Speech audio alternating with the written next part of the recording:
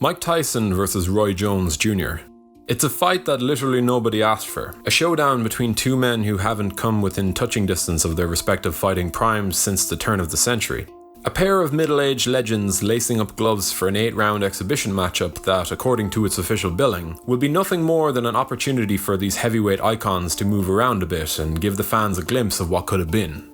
If we're looking purely at the fight's official description as we heard it, this bout will serve as an exhibition that may or may not involve the use of headgear.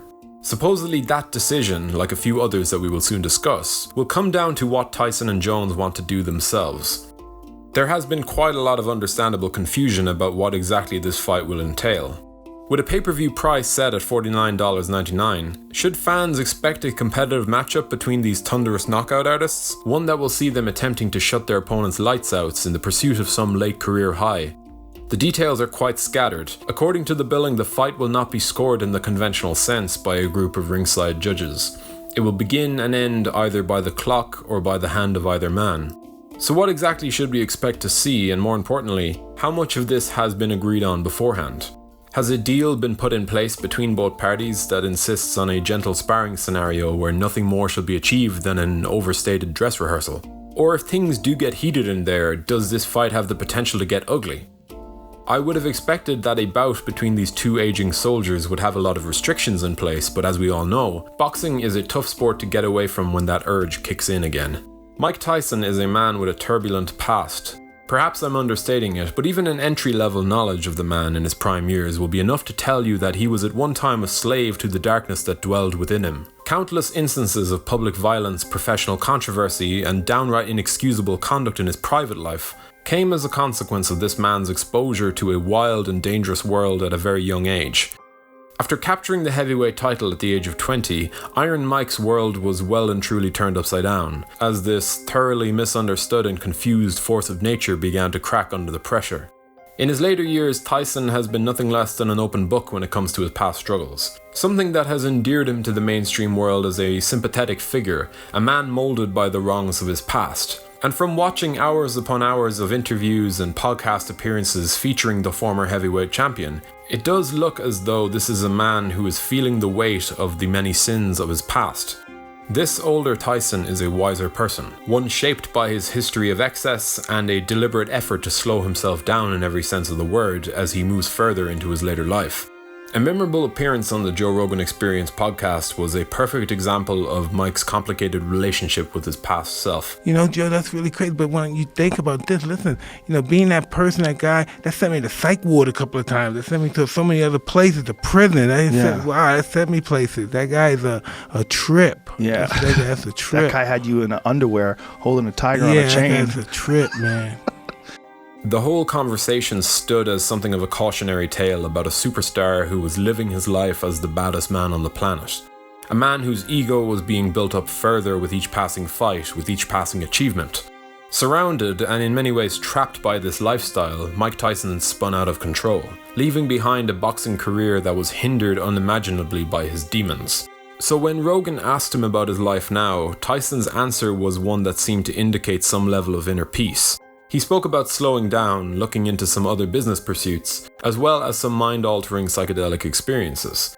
Where before he was lost completely, this version of Mike Tyson seemed to be on a path towards both inner peace and contentment. He acknowledged the monster that he once was with a level of self-awareness that is not common, even among people who have also touched such highs and lows. But for me, the most interesting revelation from that interview came when Tyson was asked if he still trained or not.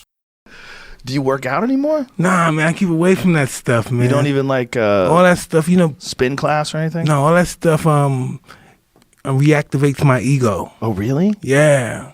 Oh, wow. When I get ripped and all that stuff, they reactivate it. And if I activate my ego, I'm going to lose in life. Yeah. I'm going to lose. I'm going to lose in this cannabis. I'm going to lose everything. What if you go jogging? Can you go jogging? Nah, I don't do that. I do my treadmill work and stuff. Oh, okay, treadmill. That's it. But if I start to think that I'm special, if I get a glimmer of that thing, say, hey, whoa. To many people's surprise, Iron Mike revealed that he didn't even hit the bag anymore.